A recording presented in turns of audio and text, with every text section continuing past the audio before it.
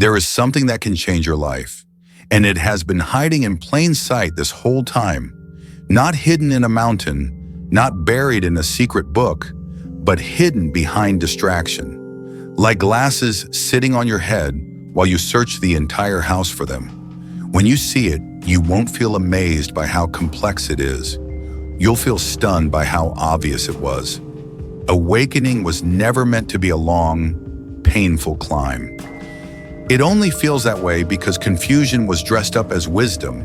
Complexity was sold as depth. Somewhere along the line, people were taught that truth must be hard, slow, and unreachable. But real truth doesn't shout, it waits.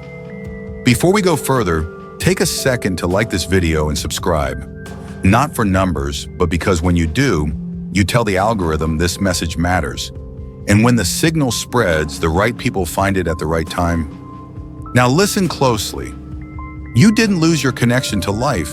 It was never broken. It's more like a radio playing music while your mind kept turning the volume up on static. You were taught to search outward, chase meaning, and earn peace, when peace was already breathing inside you. And here's the unsettling part. Once you see how simple this really is, you can't unsee it. But what's coming next will challenge everything you thought awakening was, and why it was hidden this way in the first place. Chapter 1. You didn't lose it.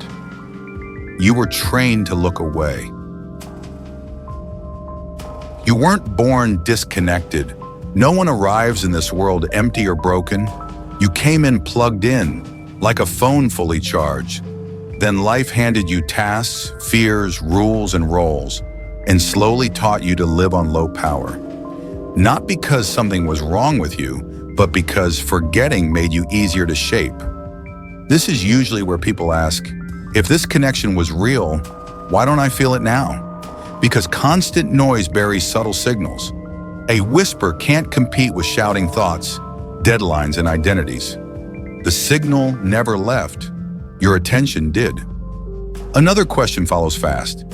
If it's so natural, why does it feel hard? Because effort was never the way back. Trying to force awareness is like stirring muddy water and hoping it becomes clear. Stillness does the work. Here's what almost no one tells you. For over 2,000 years, a quiet method existed that didn't demand belief, discipline, or a new identity. It worked because it didn't add anything. It removed interference. 5 minutes, that's all it ever took. And no, this isn't coincidence. People don't hear this when they're busy proving something. They hear it when they're ready to remember what was never missing. Chapter 2. Source isn't somewhere else. It's what's looking right now. When people hear the word source, the mind immediately paints a picture of something far away, glowing, mysterious, or unreachable. Something you have to earn. Something reserved for monks, mystics, or people who gave up normal life. That image is the first misunderstanding, and it's the reason most people never recognize source when they're already touching it. Source isn't a place, it isn't a being watching you from the outside. It's the quiet background everything appears on. Like the screen behind a movie, it doesn't move. But without it, nothing shows up. Thoughts come and go, emotions rise and fall, but something stays present, watching all of it without effort. This is usually where the question appears. Is this just my mind? No. The mind is what speaks. Source is what notices the speaking. Before a thought finishes, something already knew it was there. Before a word leaves your mouth, something already understands the meaning. That silent knowing is what people have been pointing to for thousands of years. Source is the coherence holding your life together when things don't make sense. It's the intelligence that keeps your heart beating without instructions. You don't have to reach it. You're standing in it now. The only challenge is learning how to stop stepping over it while looking for something else. Chapter 3. You touch it every day. You just call it something else. Here's the part most people never expect. Source isn't something you meet once in a lifetime. You brush against it every single day, usually for a few seconds at a time. It shows up in the gaps, not the moments you're busy chasing meaning. The quiet pause before you answer a question. The stillness right after a deep sigh. That brief calm when you finish a task and haven't rushed into the next one yet. People think merging with Source must feel dramatic, like fireworks or visions. But it's closer to setting down a heavy bag you forgot you were carrying. Nothing new appears. The strain disappears. That's why it's missed. The mind is trained to look for intensity, not absence. You might wonder, if I touch it so often, why doesn't it last? Because the moment clarity appears, the mind rushes back in to label it, explain it, or move on. It's like opening a door, seeing sunlight, then closing it because you didn't expect it to be that simple. Merging doesn't mean leaving your life behind. It means noticing the space that has been quietly guiding your reactions, decisions, and instincts all along. The awareness behind your choices was never waiting in the future. It was already walking with you. And once you recognize that, the idea of seeking starts to fall apart. Chapter 4. The shortcut they never wanted you to take. This is where the story usually breaks people's expectations. After all the mystery, the language, the searching, what appears isn't complex at all. In fact, most people feel a flicker of disappointment when they first hear it. 5 minutes? That's it? No rituals, no suffering, no years of discipline. And that reaction is exactly why this worked for thousands of years without becoming popular. The practice was never hidden by secrecy. It was hidden by simplicity. The human mind trusts effort. It believes value must come from struggle. So when something asks almost nothing of you, the mind dismisses it before it ever gets close. For over 2,000 years, this method was passed quietly, not as a belief system, but as an experience. It didn't ask you to silence your thoughts or control your breath. It asked you to slip underneath the noise, the way you step out of a loud room and suddenly realize how peaceful silence already was. People often ask, if it's that easy, why doesn't everyone do it? Because it doesn't feed identity. There's no badge for effortlessness, no story to tell about how hard you worked. This practice doesn't force the door open. It waits for you to stop leaning against it. And when you do, even briefly, you realize something unsettling. The noise was never the problem. The struggle was. Chapter 5. The body never lies. Only the mind argues. The people who preserved this practice understood something modern culture forgot. The mind is brilliant, but it's also a master debater. It can argue both sides of the same question and still feel unsure. The body doesn't do that. It doesn't pretend. It doesn't rehearse. It responds in real time. That's why this method doesn't begin with thinking, affirming, or visualizing. It begins with breathing, not special breathing, not improved breathing, just the breath as it already is. No fixing, no guiding. The moment you try to control it, you've handed the wheel back to the mind. This is usually where resistance shows up. How can something I do all the time do anything meaningful? But that's the point. The breath is always happening in the present. You can't breathe yesterday or tomorrow. The body anchors awareness where the mind can't wander. From there, attention moves into the body itself, not to analyze sensations, not to judge tension or relax it, but simply to notice. The warmth in your hands, the weight of your body in the chair, the rise and fall of your chest. When awareness rests in the body, something subtle happens. The mind loses its dominance without being fought.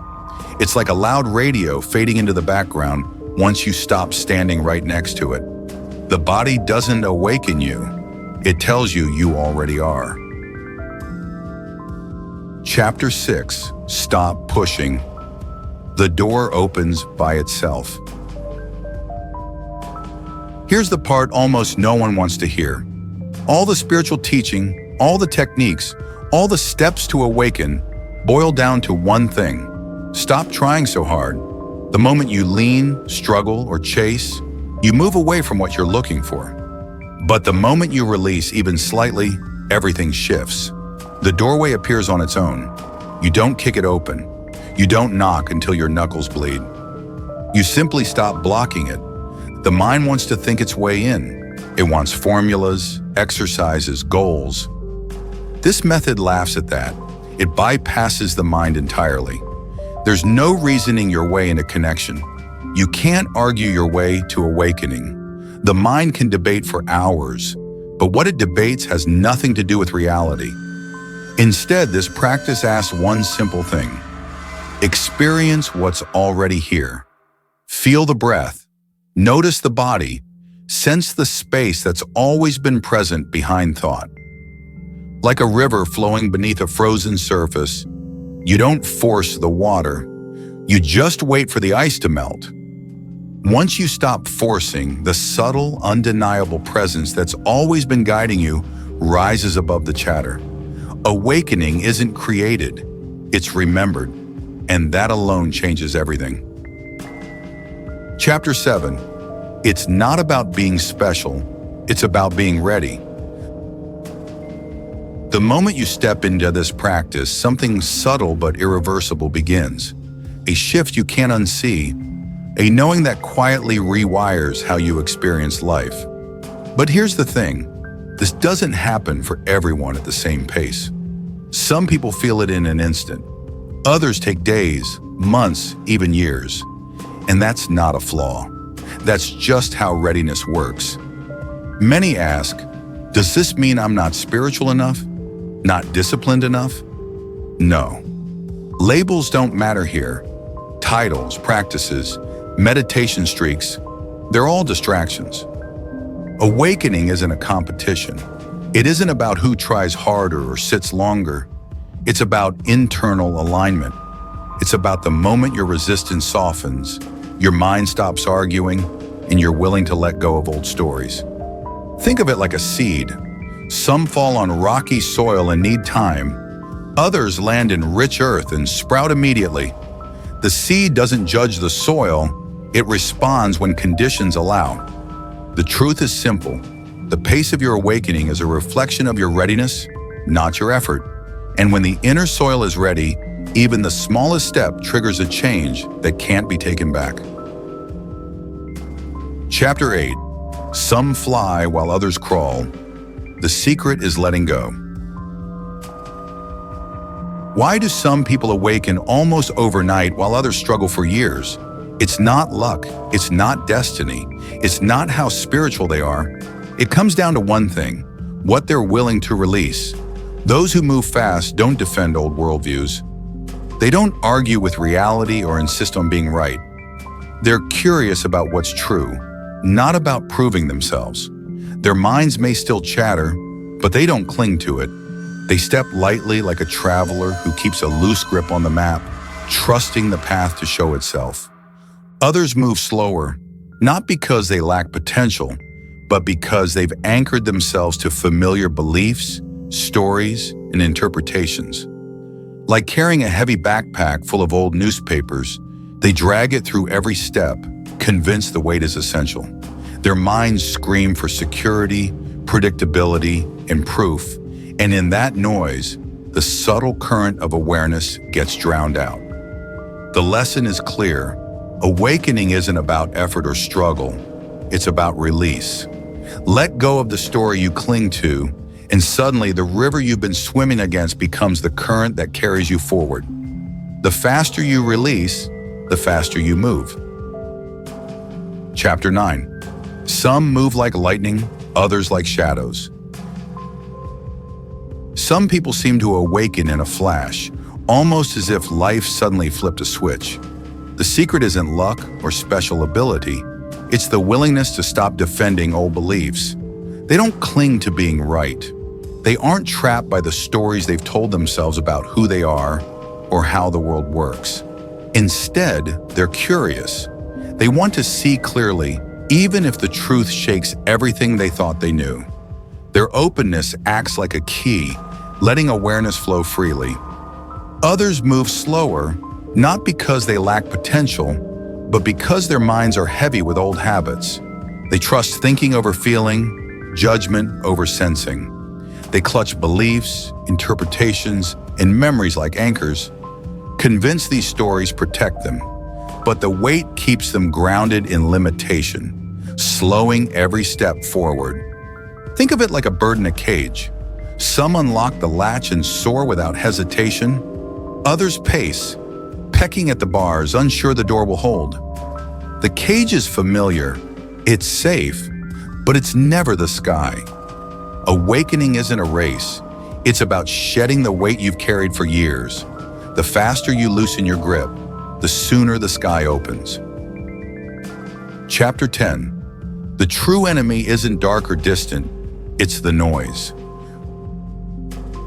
When people think about what keeps them from connecting to Source, they imagine drama, karma, old wounds, past mistakes, spiritual failure.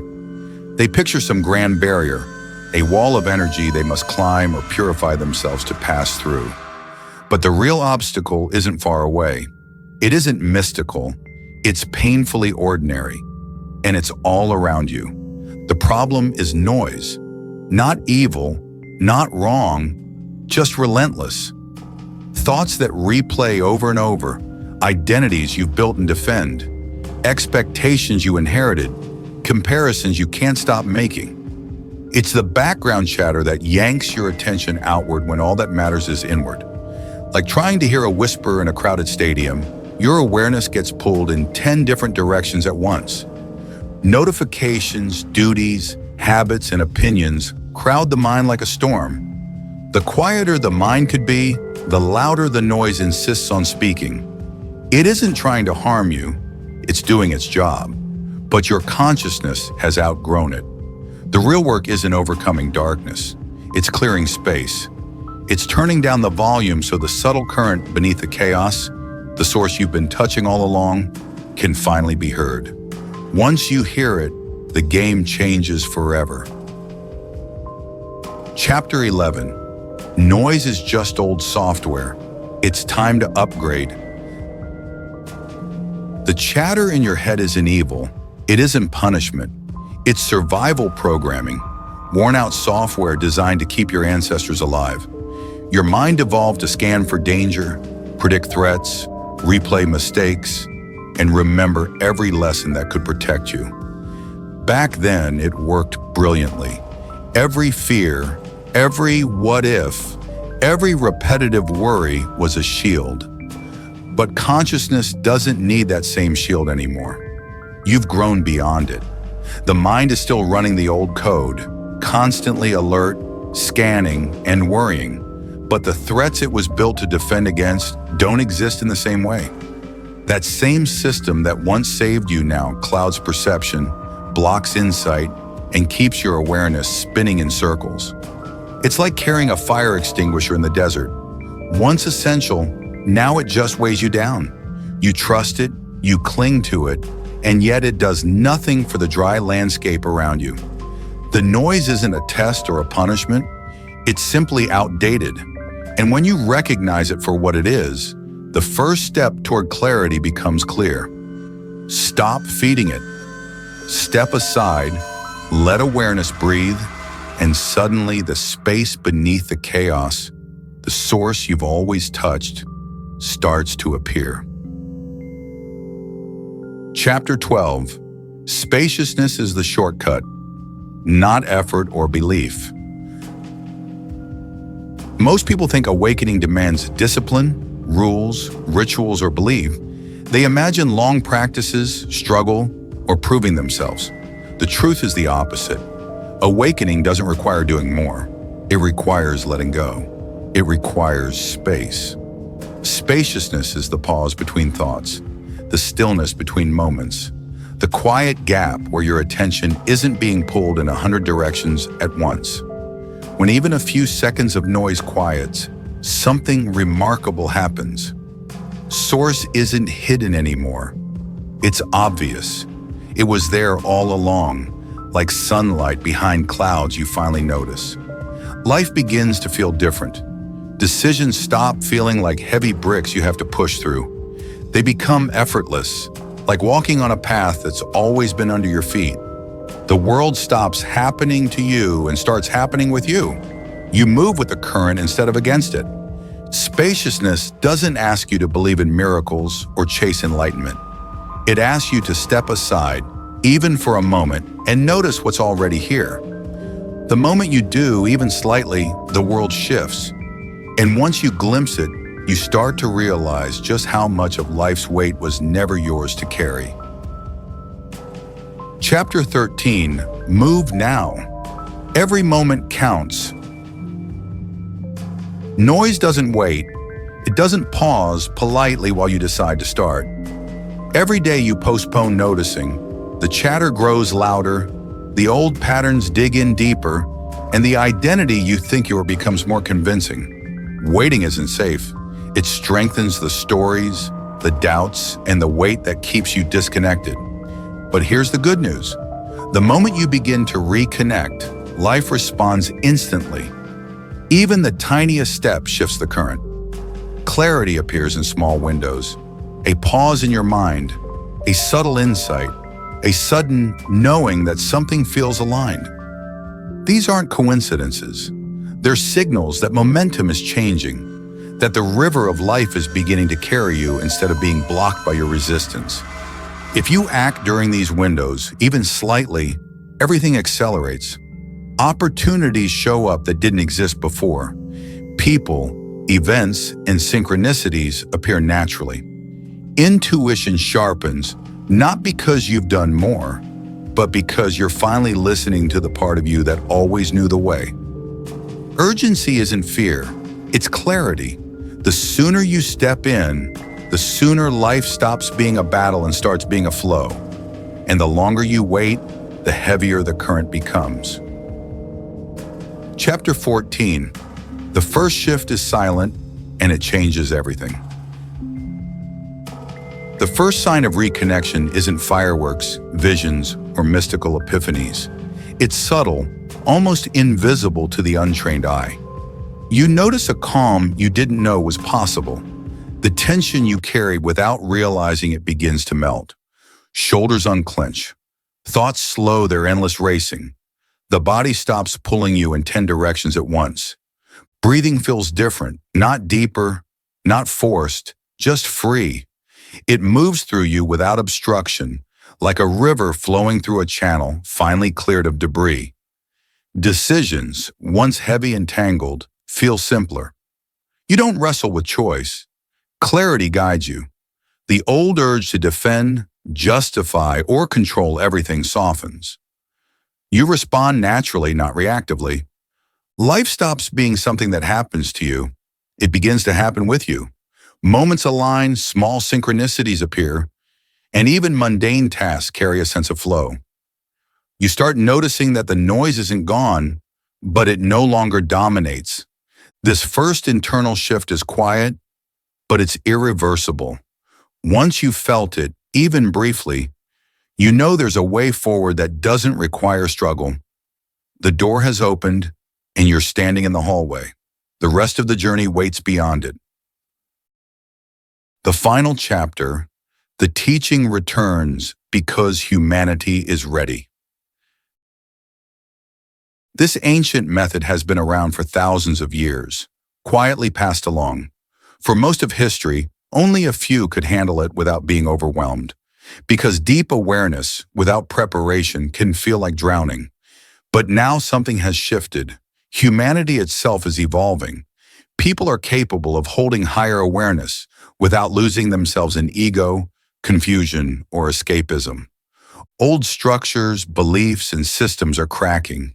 The chaos of modern life, its speed, pressure, unpredictability, isn't just random. It's forcing people inward, not to escape reality, but to stabilize, to find something solid inside themselves. People are asking questions their ancestors didn't dare ask. They're noticing gaps between inherited teachings and lived experience. Curiosity, urgency, and inner pressure are converging, making minds and hearts ready for clarity that once would have overwhelmed them. The teaching itself hasn't changed. It's as simple and powerful as ever. What's new is the readiness of the people receiving it. More individuals are noticing, more hearts are steady, more consciousness is awake. The door isn't opening because the world needs it. It's opening because the world is finally capable of holding it. And once the mind and heart are ready, truth flows without obstruction. The timing is perfect, but fleeting. Are you ready to step through? Conclusion. Meeting your true self isn't always serene or comforting at first. Often it's disorienting. Suddenly, you notice how much of your life was built around other people's expectations, routines you inherited, or stories you told yourself to feel safe. The obligations that once seemed natural now feel heavy. Certain relationships, habits, or patterns might suddenly seem out of alignment. That discomfort isn't a sign that you're failing. It's proof that the real you is emerging. It's confirmation that the shift is happening. Awakening isn't an escape from life. It's an entrance into it. The world doesn't magically change, but your experience of it does. You're not behind, late, or lost. You're unfolding. Each small step, each moment of attention aligns you with a deeper truth. Life begins to meet you where you are. Opportunities, clarity, and intuitive guidance start showing up naturally, like the tide returning to a shoreline that's been patiently waiting. If this message resonated, help spread it. Like this video, subscribe, and in the comments write 77 to signal that you're stepping into your truth. Every small step matters. Your journey isn't accidental. It's unfolding exactly as it should.